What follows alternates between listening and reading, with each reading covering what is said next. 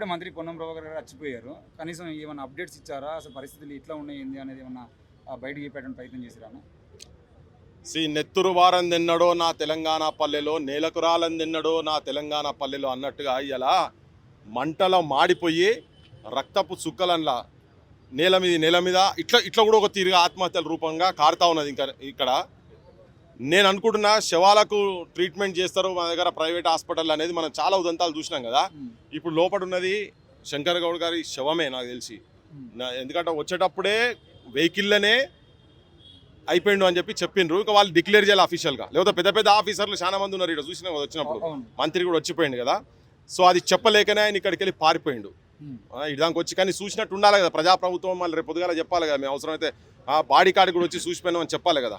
నాకు తెలిసి అయితే ఇప్పటికే అయిపోయింది ఇదంతా.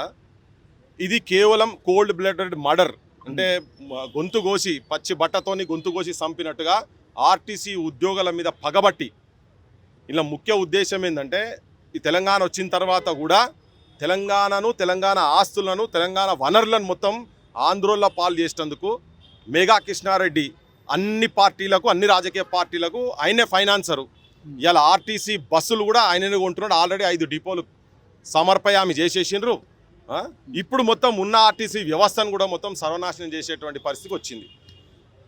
లాస్ట్ కొన్ని సంవత్సరాలలో దాదాపు ఒక 14,000 మంది ఆర్టీసీ ఉద్యోగస్తులది రిటైర్మెంట్ అయిపోయింది. వీళ్ళు గవర్నమెంట్ వచ్చినప్పుడు 49,000 అంటే దాదాపు 50,000 ఉద్యోగస్తులు ఉంటే ఇప్పుడు 39,000 అయినరు. అంటే 10,000 మంది తగ్గిన తర్వాత కూడా ఆర్టీసీ వీళ్ళు అంటే ఓవర్గా వర్క్ చేసి కూడా ఉద్యోగస్తులు ఎక్కువ పని గంటలు ఎక్కువ చేసి దాన్ని ఇంకింత ఎక్కువ రెవెన్యూస్ పెంచిండ్రు. ఇలా ఈయన ముఖ్యమంత్రి అయ్యేటందుకు, పొన్నం ప్రభాకర్ రవాణా శాఖ మంత్రి అయ్యేటందుకు మహాలక్ష్మి అనే స్కీమ్ను పెట్టి ఆర్టీసీకు సంవత్సరానికి దాదాపు ఒక 6,000 కోట్ల నష్టం తీసుకొస్తున్నారు. ఇది ప్రభుత్వం ఇవ్వాల్సింది ఒక 4,000 కోట్లు మాత్రమే ఇస్తున్నారు. ఇక మిగతా 2,000 కోట్లు వీళ్ళ మీద పడుతున్నది. మొత్తం అవుట్ సోర్సింగ్ అని పెట్టి ఇప్పుడు ఆయన బస్సులకు మొత్తం మేఘా కృష్ణారెడ్డి బస్సులు వస్తున్నాయి. దాంట్లో రేవంత్ రెడ్డి పార్ట్నర్షిప్ ఉంటుంది, అన్ని పార్టీల పార్ట్నర్షిప్ ఉంటుంది, దాంట్లో ఆపోజిషన్లో పార్ట్నర్షిప్ కూడా ఉంటుంది వాళ్ళందరూ. ఇప్పుడు బీహార్కి వెళ్ళట, యూపీకి వెళ్ళి, ఛత్తీస్గఢ్కి వెళ్ళి, ఒరిస్సాకి వెళ్ళి డ్రైవర్లను తీసుకొచ్చి నడిపిస్తున్నారు. ఇట్లా ఒక తీరుగా తెలంగాణను ఘాటా చేస్తున్నారు. ఈ గవర్నమెంటు ప్రైవేటు సంస్థలలో కూడా 80% రిజర్వేషన్ మన ప్రాంతం వాళ్ళకు ఉద్యోగాలు ఇప్పిస్తామని చెప్పని మేనిఫెస్టోలో పెట్టి అది చేయలేదు. ఇప్పుడు ఇక్కడ కూడా జరుగుతున్నది ఏంటంటే మేనిఫెస్టోలో వీళ్ళు పెట్టినటువంటి అంశాలు అమలు చేయమని చెప్పి వీళ్ళు గత ప్రభుత్వం మీద కూడా అట్నే చెప్పిండు రేవంత్ రెడ్డి. వీళ్ళ ఆర్టీసీ వాళ్ళ యూనియన్ మీటింగ్లలోకి వచ్చి కూడా మేము మీ యూనియన్లు మళ్ళీ రీఇన్స్టేట్ చేసేటట్టు చేస్తాం మేము అని క్లియర్గా చెప్పి మేము ప్రభుత్వంలో కలుపుతామని చెప్పారు. పక్క రాష్ట్రం ఆంధ్రప్రదేశ్లో ఏమో కలిపినారు, ఇక్కడ మాత్రం కలపలేదు. కలపకపోగా దీన్ని మొత్తం నిర్వీర్యం చేసి డైరెక్ట్ తీసుకుపోయి బంగారు తెలంగాణ తీసుకుపోయి ఆంధ్ర పెట్టుబడిదారుల చేతులలో పెట్టి దాంట్లో వీళ్ళు వాటాలు తీసుకునేటువంటి ప్రయత్నం తెలంగాణ రాజకీయ నాయకులు చేస్తున్నది స్పష్టంగా అర్థమైపోయింది, తేలిపోయింది. ఈరోజు చర్చలు చేయమంటే చర్చలు చేసేది లేదన్నట్టుగా. అరే 40 రోజుల ముందు వీళ్ళు సమ్మె నోటీస్ ఇచ్చారు. మార్చి 15కు సమ్మె నోటీస్ ఇచ్చిండ్రు. వీళ్ళ లోపల కొద్దిగా నన్ను ఎక్కడన్నా వీళ్ళు మనుషులు, వీళ్ళ మానవత్వం ఉన్నది. ఆర్టీసీ వాళ్ళు ఏబట్టి అధికారంలోకి వచ్చినందుకు వాళ్ళ పాత్ర ఉన్నదని కనుక ఏమని అనుకునేది ఉంటే, గత ప్రభుత్వం ఉన్నప్పుడు 35 మంది చచ్చిపోయారు కదా, వాళ్ళు కూడా చర్చలు చేయలేదు కదా. 50 రోజుల పైన వాళ్ళు కూడా సమ్మె అప్పుడు కూడా చేశారు కదా. అదంతా ఒక పిశాచుల గవర్నమెంటు, ఇదంతా రాక్షసులు, రాబాంధులు అని చెప్పని బజాట్లో మొత్తుకున్న రేవంత్ రెడ్డి వాళ్ళు వచ్చినాక ఈయన దానికన్నా ఎక్కువ చేస్తున్నాడు. ఇప్పుడు అదే రాబాంధులు, అదే పిశాచులు, అదే కథ, అదే రాజ్యము మళ్ళీ వచ్చి ఈయన రూపంలోకి వచ్చి ఉన్నది క్లియర్ కట్గా. వీళ్ళు ఇప్పుడు ఈయన జరిగిన తర్వాత రేపు చర్చలు చేస్తారట వీళ్ళు, రేపు పొద్దుగాల. అంటే తెలంగాణలో ప్రభుత్వంతో మాట్లాడటందుకు కూడా ప్రజాప్రభుత్వం అని చెప్పుకుంటా మాట్లాడేటోళ్ళకు కూడా మనుషులు చచ్చిపోతే తెలంగాణ తల్లి కన్నీళ్లు పెట్టి ఇంకొక బిడ్డను ఇట్లా చంపుకుంటూ పోతుంటేనే సచ్చిన శవాల కాడు అయినప్పుడే మీరు సోయికి వచ్చి మాట్లాడతారు. ఆ సోయికి వచ్చి ఇప్పుడు నేను ఒకటే చెప్తున్నా, చర్చలు దేనికి జరగాలి? నీ మేనిఫెస్టోలో పెట్టినావు, నువ్వు ఇవి ఇస్తా అని చెప్పి నువ్వు మేనిఫెస్టోలో పెట్టినావు కదా. వాళ్ళు అడుగుతున్నది ఏంది? మేనిఫెస్టోలో నువ్వేం పెట్టినావు గదే చేయమని అంటున్నారు కదా. నువ్వు అది మేనిఫెస్టోలో పెట్టినాక నీకు చర్చలు దేనికి అసలు? నువ్వు ఇమ్మీడియట్గా అసలు అది జరిగినాకనన్నా సోయికి వచ్చేది ఉంటే ఇప్పుడే నువ్వు వెంటనే నువ్వు మేనిఫెస్టోలో పెట్టిన దాన్ని నువ్వు అమలు చేయక అంతే. రేపు నువ్వు ఇలా క్యాబినెట్లో కూర్చున్నావు కదా, కూర్చున్నప్పుడే నువ్వు అది చేసేసి ఉంది, అమలు చేసే కాడికి పోవాలి కదా. సో ఇవన్నీ ఈ డిస్కషన్స్ ఇవన్నీ ఏంటంటే తాత్సారం చేసి పోస్ట్ పోన్ చేసేటి పోస్ట్పోన్ చేసే కథ కాడికి వచ్చింది కాబట్టి అంటే వాళ్ళు చర్చలు చేయమంటే ప్రైవేట్ వాహనాలను దింపండి, ప్రైవేట్ డ్రైవర్లను దింపండి, మొత్తం అన్ని చర్యలు తీసుకోండి అన్నట్టు అంటున్నారు తప్ప వీళ్ళతో చర్చలు జరిపేటువంటి ప్రయత్నాలు చేస్తామన్నట్టుగా మాట్లాడలేదు. నిన్న మొన్నటి ఈరోజు ఈ సంఘటన జరిగింది కాబట్టి చర్చలు రేపు అంటున్నారు. నిన్న మాత్రం ప్రైవేట్ వాళ్ళని దింపండి, ఎన్ని వెహికల్స్ ఉంటే అన్ని వెహికల్స్ దింపండి అనిపిస్తే మాట్లాడారు కదా అని తెలుసుకోవచ్చు. అలా రేవంత్ రెడ్డి వాటాలు ఉన్నాయి కదా, అందుకే ప్రైవేటీకరణ అంటున్నాడు కదా. ఇలా ఆర్టీసీని కథం పట్టించేస్తున్నాడు. ప్రజలకు చెప్పేది ఏంటంటే ఆర్టీసీ కనుక ప్రైవేటైజ్ అయితే ఇవాళ ఆల్రెడీ ఒక 1100 పైన ఊర్లలో కనీసం బస్సు సౌకర్యం కూడా లేదు. ఆర్టీసీ కనుక ప్రైవేట్ అయ్యేది ఉంటే ఇవాళ పేద ప్రజలకు బస్ పాసులు ఉండయి, విద్యార్థులకు బస్ పాసులు ఉండయి, పెద్ద మనుషులకు పాసులు ఉండయి. ప్రైవేట్ వాడు పైసలు ఇస్తేనే నడుపుతాడు. ఇవాళ మెట్రోకి లాస్ వస్తే మాత్రం గవర్నమెంట్ భరిస్తుందట. కానీ వీళ్ళు అధికారంలోకి వచ్చేటందుకు ఈ కాంగ్రెస్ వాళ్ళు మహాలక్ష్మి పేరు మీద అధికారంకి వచ్చిన తర్వాత ఇది లాస్ను పడేసి ఇంకోటి ఏంటంటే ఆర్టీసీకి కొన్ని వేల కోట్ల ఆస్తులు ఉన్నాయి ఇక్కడ. ఓకే, ఈ ఆస్తులు అన్ని మొత్తం దారాదత్తం చేస్తారు. మీరు ఎక్కడికైనా పోనీ అంత ప్రైవేటీకరణ చేస్తారు. కేరళ మోడల్ కనుక తీసుకుంటే కేరళలో వాళ్ళు స్వంతంగా డెవలప్ చేశారు. కార్పొరేషన్ ఉన్నప్పుడు ఇక్కడ కూడా కనుక అదే చేసి కనుక పెట్టేది ఉంటే ఆర్టీసీని వీళ్ళు లిటరల్గా సంపుతున్నారు. మొత్తం వీళ్ళంతా అందరు కలిసి, అంత రాజకీయ వ్యవస్థ అందరు కలిసి వాళ్ళ వాటాలు తీసుకొని పర్సంటేజ్లు తీసుకొని సంపుతున్నారు. లేకపోతే ఆర్టీసీ సచ్చే సమస్యనే లేదు. కానీ జనంకు చెప్పేది ఏంటంటే తెలంగాణలో ఆర్టీసీని ప్రభుత్వంలో విలీనం చేసి కాపాడుకోవాల్సిన బాధ్యత మన మీద ఉన్నది. లేకపోతే మొత్తం ఇదంతా మన జేబుకు క్షౌరం ఎట్లయితే ఇవాళ హాస్పిటళ్ళు ప్రైవేటీకరణ అయ్యి జనం జేబు కత్తెర ఎట్లయితే అవుతుందో, విద్యా వ్యవస్థ ఎట్లయితుందో, ఇంకొక సర్వీస్ సెక్టారు రవాణా సంస్థను కూడా నాశనం పట్టించేటువంటి ప్రయత్నం చాలా అద్భుతంగా చేస్తున్నది. ఇది జరగకుండా ఆపాల్సిన ప్రయత్నం ప్రజలు చేయాలి. ప్రజలు ఈ ఉద్యమంలో భాగస్వామ్యం కావాల్సిన అవసరం కూడా ఉన్నది. పోలీసులు కూడా మధ్యలో అత్యుత్సాహం చూపించుకుంటా ఆర్టీసీ కండక్టర్లు కావచ్చు, డ్రైవర్లు కావచ్చు కొట్టే ప్రయత్నం చేస్తారు. ఇంతకుముందు ఒకటి చూసిన ఫత్వా జారీ చేసిండు ఒక ఆయన, వికారాబాద్ అంటే ఆయన, ఆ పోలీస్ ఆయన ఫత్వా ఏందట అంటే ఎవరు వీళ్ళకు టెంట్లు ఇవ్వద్దు, ఎవరు గిన్నెలు ఇవ్వద్దు, ఎవరు కట్టెలు ఇవ్వద్దు అని చెప్పిండు. మొత్తం కుర్చీలు ఇవ్వద్దు. అరే మన ఎమర్జెన్సీ ఉన్న అదే రేవంత్ రెడ్డిని గవర్నమెంట్లా ఎమర్జెన్సీ డిక్లేర్ చేసినావా? అప్రకటిత ఎమర్జెన్సీ తెలంగాణ నడుస్తున్నది. పరిగిలో ఒక సర్కిల్ ఇన్స్పెక్టరా ఏసీపీ అనుకుంటా దౌడల మీదకి వెళ్ళి కార్మికులను కొడుతున్నారు. దేనికే? తప్పులు ఎవరు చేసారు? కొడితే రేవంత్ రెడ్డిని చెంప వలగొట్టడానికి పోయి, మీకు అది ఉంటే సాహసం ఉంటే, అరే నువ్వు మేనిఫెస్టోలో పెట్టినావు కదరా బాయ్, మేనిఫెస్టోలో పెట్టి నువ్వు అయితే అమలు చేయని చెప్పని గని దగ్గర పోనరా, మీ దగ్గర ప్రతాపం ఉండేది ఉంటే ఈ నిస్సాయిలో మీద ఎందుకు పడుతున్నారు? వాళ్ళు అడుగుతున్నది పే స్కేల్. ఇలా మొత్తం బయట అంతా పిరమైపోయింది కదా. 2 పే స్కేల్ డ్యూ ఉన్నాయి. వాళ్ళ పైసలు వాళ్ళకి ఇరుబాయి, వాళ్ళ దాని మీద ఈ శవాల మీద రాజకీయాలు చేసుడు ఎక్కడిది? వాళ్ళు అడుగుతున్నది ప్రతి ఒక్క డిమాండ్, ఆర్టీసీ వాళ్ళు అడుగుతున్నది జెన్యూన్ డిమాండ్. ఎంత ఘోరం, అంతా అవుట్సోర్సింగ్ చేసేసి శ్రమ దోపిడీ జరుగుతూ ఉన్నది. ఎప్పుడో బ్రిటిష్ కాలంలో చూసినాం శ్రమ దోపిడీ, ఇప్పుడు మళ్ళీ గదే శ్రమ దోపిడీ జరుగుతున్నది. సో ఆర్టీసీ వాళ్ళకు ముఖ్యంగా నేను ఆర్టీసీ కార్మికులకు నేను విజ్ఞప్తి చేస్తున్నా ఏంటంటే మీరు అధైర్యపడకండి. నేను మళ్ళీ చెప్తుంటా, Telangana need soldiers not martyrs అని. తెలంగాణకు సైనికులు కావాలి, అమరులు కాదు అని. చాలు ఇప్పటివరకు దాకా మొత్తం శవాల జాతర అయింది తెలంగాణ మొత్తము. ఇక ముందు కూడా అది జరగాల్సిన అవసరం తెలంగాణకు లేదు. అంటే ఇవాళ మంత్రి మాట్లాడుతూ రెచ్చగొడుతున్నారు, రెచ్చిపోవద్దు, ఆర్టీసీ కార్మికులు మేము ఆల్రెడీ అందరం దానికి సంబంధించినటువంటి చర్చలు చేస్తున్నాము, తప్పకుండా సఫలం అయితే మీరు రెచ్చిపోయే మాటలు మాట్లాడే వాళ్ళని నమ్మి రెచ్చిపోదు అంటున్నారు. జర నేను ఏమనుకోదు బయట, ఒక్కసారి నేను జర్ర కొద్దిగా టంగ్ స్లిప్ కావాల్సి వస్తుంది. చెప్పు తీసుకొట్టాలి ఆర్టీసీ మంత్రి గారిని, పొన్నం ప్రభాకర్ అంటోని చెప్పు తీసుకొట్టాలి. పొన్నం ప్రభాకర్ రేవంత్ రెడ్డి నువ్వు చెప్పు తీసుకొట్టాలి. ఒకవేళ అట్లా కనుక మాట్లాడితే, అరే మీరు మాట్లాడలే గత గవర్నమెంట్ ఉన్నప్పుడు ఏం మాటలు మాట్లాడారు? మీరు మాట్లాడినా కదా, ఇలా మేము మాట్లాడుతున్నాం. అప్పుడు మీరు కొత్త బిచ్చగాడు అన్నట్టు మీరు మాట్లాడారు అప్పుడు, కానీ మేము ఎప్పటి నుంచో మాట్లాడుకుంటూ వస్తున్నాం కదా. మీరు సంకనాక చంద్రబాబు వెంబడి తిరిగేటప్పుడు కూడా మేము మాట్లాడినాం కదా, ఆంధ్ర పాలకులు వెంబడి ఉన్నప్పుడు కూడా మేము మాట్లాడినాం ఇవన్నిటి గురించి. మీరు మాట్లాడితే ఇలా ఎవడో ఉసుకొలుతున్నాడు. ఎవడో ఎందుకు ఉసుకొలుతాడా? గత గవర్నమెంట్లో 34 మంది చచ్చిపోలేదా? ఎవడు దేనికి ఉసుకొలుతాడు? నువ్వు అమలు చేయి, నువ్వు మేనిఫెస్టోలో పెట్టింది అమలు చేయి. మాట్లాడాం కదా మేము. అందుకే మాట్లాడే ముందు నువ్వు దొరికేది గిడ దిగుతే తెలుస్తున్నాను ఆయన నీకు. పొన్నం ప్రభాకర్ గిడ కనుక దిగుతే తెలుస్తుండే.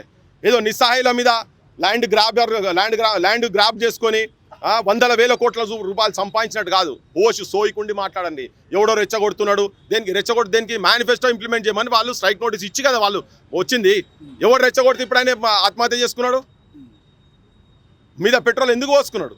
నువ్వు మాట్లాడే అవకాశం కూడా ఇస్తలేవు కదా. కొడుతున్నారు కదా, ఉల్టా కొడుతున్నారు కదా.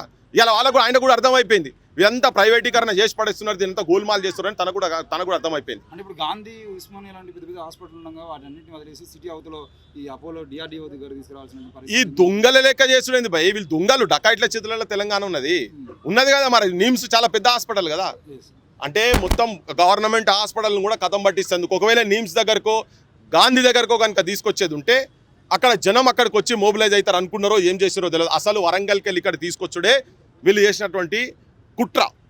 ఎందుకంటే అక్కడ లేస్తుంది, వరంగల్ అంటే పెద్ద ఉద్యమాల గడ్డ కాబట్టి ఆడ ఆల్రెడీ మొబిలైజ్ అవుతున్నారు. వరంగల్ నేను కూడా సగం దూరం పోయి మళ్ళీ రిటర్న్ వచ్చిన, ఆడ మొబిలైజ్ అవుతున్నారని. అటువంటిది హైదరాబాద్ మళ్ళీ ఇటువంటి కార్నర్ ప్లేసెస్ కనుక వచ్చేది ఉంటే వాళ్ళకు పుర్సత్ ఉంటుంది, ఇక్కడ ఎటంటే అటు చేసుకోవచ్చు అనే ఉద్దేశంతో తీసుకొచ్చిండ్రు. లిటరల్గా అక్కడ ఉన్నప్పుడు బతికుండే తొవ్వల ప్రయాణంలోనే పోయిండు. ఇగో ఇదొక ఇంకొక కుట్ర, ఇది అసలే సంపిన్రు నారాయణ అంటే అక్కడనే కాలబెట్టుకున్నది కారణం. వైద్యం ఇయ్యక కూడా కథలు పడ్డారు వీళ్ళు. అట్లనే కదా ఇంతకుముందు సాకల ఐలమ్మ మన్వాణి సావు కూడా ఈ రేవంత్ రెడ్డి కారణమైంది కదా, ట్రీట్మెంట్ గురించి పోయి చేస్తే. నిన్న మనం పోయినాం కుమ్మెర జరిగినటువంటి మౌనిక దగ్గర కూడా పోయినాం కదా, వీళ్ళు చేసిన కథకు వాళ్ళ హాస్పిటల్లో పాలైంది కదా. సో ఇవన్నీ ఒక స్ట్రాటజికల్గా వీళ్ళు ఏదైనా ఉండేది ఉంటే బద్నాం కాకుండా ఉంటుంది చూసుకునేటువంటి ప్రయత్నంలో అద్భుతంగా చేస్తున్నారు ఈ గవర్నమెంట్కి ఏం చెప్పదలుచుకున్నారు? ప్రాణానికి కూడా బాధ్యత ఎవరో ఇస్తారు. ప్రాణానికి బరాబర్ రాజకీయ వ్యవస్థ, దాంట్లో ముఖ్యంగా రేవంత్ రెడ్డి, కాంగ్రెస్ గవర్నమెంట్, రాహుల్ గాంధీ. ఎందుకంటే వీళ్ళందరూ కలిసి తిరిగింది కదా రాజ్యాంగం అని. యూనియన్లు ఉండాలని రాజ్యాంగం ఇచ్చిన హక్కు కదా వీళ్ళకు. మరి రాజ్యాంగం నీ ముఖ్యమంత్రితో నువ్వు కలర్ ఆపిస్తున్నావు. ఎందుకంటే ఆర్టీసీ జాగాలలో అమ్ముకునే దాంట్లో వాటా ఏఐసిసికి కూడా పోతున్నాయి. అందుకే ఇప్పుడు ఆయన నోరు మూసుకొని కూర్చున్నాడు. అందుకే డకాయిట్లన్న ఉట్టిగే మనలే, కడుపు గాలి మాట్లాడుతున్నాం. శవాల జాతర తెలంగాణలో జరుగుతూ ఉన్నది, కానీ ప్రతి ఒక్కటి రికార్డ్ అవుతున్నది. జనం లోపల ప్రతి ఒక్కటి రికార్డ్ అవుతా ఉన్నది. రే భవిష్యత్తులో తెలంగాణ ప్రజలు, నేను ఒక్కటే మళ్ళా చెప్తున్నా, తెలంగాణ ప్రజలు ప్రత్యామ్నాయ రాజకీయ వ్యవస్థ నిజాయితీ పరుల చేతులలో ఉంటే తప్ప ఈ ఆత్మహత్యలు ఆగాయి. శవాలై ఊరేగుతున్నారమ్మా రైతన్నలు, నడిసేన్లలో సమాధులైనరమ్మా కూనలను అనే సాహిత్యం పాడుకుని తిరిగేది పోయి ఇప్పుడు విద్యార్థుల కాడికి వచ్చింది, ఉద్యోగస్తుల కాడికి కూడా వచ్చింది. ఎందుకంటే భద్రత కూడా లేదు వాళ్ళకు. అరే రిటైర్ అయిన ఎంప్లాయీస్ కూడా వీళ్ళు ఇవ్వాల్సిన పైసలు ఇస్తలేరు కదా ఏరియర్స్. మరి వీళ్ళ దగ్గర ఆస్తులు లేవా? బొచ్చడు వేల కోట్లు లక్షల కోట్లు సంపాదిస్తున్న ఒక్కొక్క రాజకీయ నాయకుడు. రేవంత్ రెడ్డితో సహా చెప్తున్నా, ఆపోజిషన్ లీడర్లు అదే పని చేశారు, గతంలో ఉన్నటువంటి పాలకులు అదే పని చేశారు, ఇప్పుడు అదే పాలకులు అదే పని చేస్తారు. ఇప్పుడు 43 రోజుల కింద నోటీస్ ఇచ్చింది కదా, ఏ రాజకీయ పార్టీ మొదలే వచ్చి వీళ్ళ రెస్క్యూకి ఎందుకు రాలే? వాళ్ళ ఒక పార్టీ ప్రోగ్రామ్గా వాళ్ళ రాజీనామా లెటర్లు తీసుకుపోయి ఆడ పడేసి, నువ్వు మేనిఫెస్టోలో పెట్టినావు కదా రేవంత్ రెడ్డి, నువ్వు అమలు చేయకపోతే నా పార్టీ స్టాండ్ తీసుకుంటుందని రోడ్ల మీదకి అన్ని పార్టీలు, నేను బీఆర్ఎస్ వాళ్ళకి చెప్తున్నా, బీజేపీ వాళ్ళకి చెప్తున్నా, అందరికి రోడ్ల మీద ఎందుకు రాలే? ఇలా సావంగానే తమాషాలు చేసేందుకు చాలా మంది వస్తారు, కానీ అక్కడ ఎందుకు చేయలే? మొదలే ఎందుకు జరగలే? ఇవన్నీ మొత్తుకుంటున్నాం, మనం ఎప్పటి నుంచో మొత్తుకుంటున్నాం కదా, అందులో బుట్టి పెరిగిన వాళ్ళం కదా. అందుకే మాకు మాట్లాడే హక్కు ఉంది కాబట్టి చెప్తున్నాం. అన్ని రాజకీయ పార్టీలు ఇప్పటికైనా సోయికి రాండి, ఇప్పటికైనా రోడ్ల మీదకి రాండి, వాళ్ళతో సంఘీభావంగా ఓన్రి కూర్చోవాల్సిన అవసరం ఉన్నది. మిమ్మల్ని ఓట్లేసి గెలిపించింది అవి మాట్లాడటానికే. ఎవరు మాట్లాడతలేరు ఆ బీర్ల గురించి.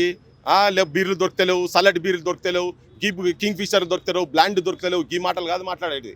ఈ సమస్యలకి ఇటువంటి వాటి గురించి మాట్లాడాలని చెప్పదలుచుకున్నాం. మౌనంగా ఉన్నోడు మేధావి ఎట్లయితాడు? మౌనంగా ఉన్నోడు మేధావే కాదు. చాలా మంది మేధావులు అనుకొని సెల్ఫ్ ప్రొక్లైమ్డ్ మేధావులు బొచ్చడం మంది తిరుగుతూ ఉన్నారు. ప్రజల గురించి, ప్రజలు చచ్చిపోతున్నప్పుడు, ప్రజలు కన్నీరు కాల్స్తున్నప్పుడు సంఘీభావంగా లేనటువంటి వాడు ఎవడైనా కానీ వాడు మేధావి అనబడడు. వాడు ఎవడైనా కానీ మీరు ఆ డెఫినేషన్ తీసుకోండి, క్లియర్ కట్గా చెప్తున్నా. ఎవడు ఇలా మేధావి అంటే ప్రజల పక్షాన వచ్చి కొట్లాటోడే, ఉట్టిగా రూమ్లలో కూర్చొని రాసుకుంటూ కూర్చుంటాడు కూడా కాదు. రావాలి, నువ్వు దంగల దిగాలి. ఇక్కడ తెలంగాణ జనం ఇవాళ ఏడుస్తున్నారు, వాళ్ళ దగ్గరకు వచ్చి వాళ్ళతో పాటు నువ్వు పోరాటాలు చేస్తే తప్ప వాడిని ఇవ్వని మేధావి అనరు. చేసేటోడు కూడా వెనుక ఏమున్నదో ఇవన్నీ కూడా కొన్ని కుట్రలు ఉన్నాయి కదా, అవి కూడా గమనించాల్సిన అవసరం ఉన్నది, గమనిస్తారు జనం. జై తెలంగాణ. అన్న చెప్పినట్టు 4 కోట్ల మందిలా 3,50,00,000 మంది ఈరోజు అన్రెస్ట్గానే ఉన్నారు. విద్యార్థులు అన్రెస్ట్, మహిళలు అన్రెస్ట్, కార్పొరేషన్ ఎంప్లాయీస్ అన్రెస్ట్, ఈరోజు బిచ్చగాళ్ళు తప్ప అందరు అన్రెస్ట్గానే ఉన్నారు. అన్రెస్ట్గా ఉన్నప్పుడు మేధావులు అంటే బయటికి రావాలి, వచ్చినోడే మేధావి. దోపిడీ చేసి అవకాశం దొరికేదాకా నీతులు మాట్లాడతారు, దోపిడీ చేసి అవకాశం రాగానే దొంగలు అవుతారు, దాచుకుంటారు. ఇది పరిస్థితి. ఏది ఏమైనప్పటికీ ఈరోజు శంకర్ గౌడ్ ఒక మరణం అనేది ఈరోజు కనువిప్పు కావాలి. దయచేసి నేను పృథ్వీన దండం పెట్టి చెప్తున్నా, తెలంగాణ సమాజంలో మీరు ఎవరు ఆత్మహత్యలు చేసుకోకండి, కొట్లాడదాం, ఫైటింగ్ చేద్దాం. ఇది పద్ధతి కాదు. లింగారెడ్డి గారిది కూడా అక్కడికే ఆగిపోవాలి. ఆయన మంచిగా కావాలని కోరుకుంటున్నా. ఆత్మహత్య చేసుకోకని మనం కొట్టాడాల్సిన అవసరం ఉంది. వచ్చే తరం ఉంది, తరాలకు మనం మంచి ఫలాలు అందించాలి బాధ్యత ఈరోజు మన పైన ఉన్నది. ఈ త్యాగాలకు పుట్టినటువంటి ఇల్లు ఎంతో మంది ఈ గడ్డ ఈ నేల మీద చదువు రాని సాకల ఐలమ్మలు, అక్షరాలంటే ఏంటో తెలియని దొడ్డి కొమ్మరయ్యలు, కుమ్రం భీమ్లు, బందగీలు, ఇటువంటి వాళ్ళు షేక్ ఫకీర్లు, ఇటువంటి వాళ్ళు పుట్టినటువంటి గడ్డ మీద అసలు ఆత్మహత్యలు అనేది జరగొద్దు. నేను ఊకే చెప్తున్నా, వడిసేల రాళ్ళు నింపి వడిగా కొట్టితేను, కారాపు నీళ్లు తెచ్చి కళ్ళల్లో జల్లితేను నీ మిలిటరీ పారిపోయారో నైజాము సర్కారోడా అని.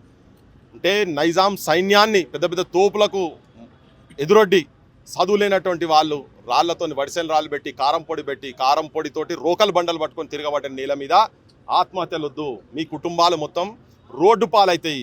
ఈ నాయకులు చేసేటువంటి కుట్రలను ఆత్మవిశ్వాసంతో జనాన్ని సమీకరణ చేసి ఒక ప్రత్యామ్నాయ రాజకీయ వ్యవస్థ తీసుకొని పోరాటాలతోనే చేసుకుందాం. ఆత్మహత్యలు దయచేసి చేసుకోకండి. మళ్ళీ ఒకసారి విజ్ఞప్తి చేస్తున్నాం. Thank you.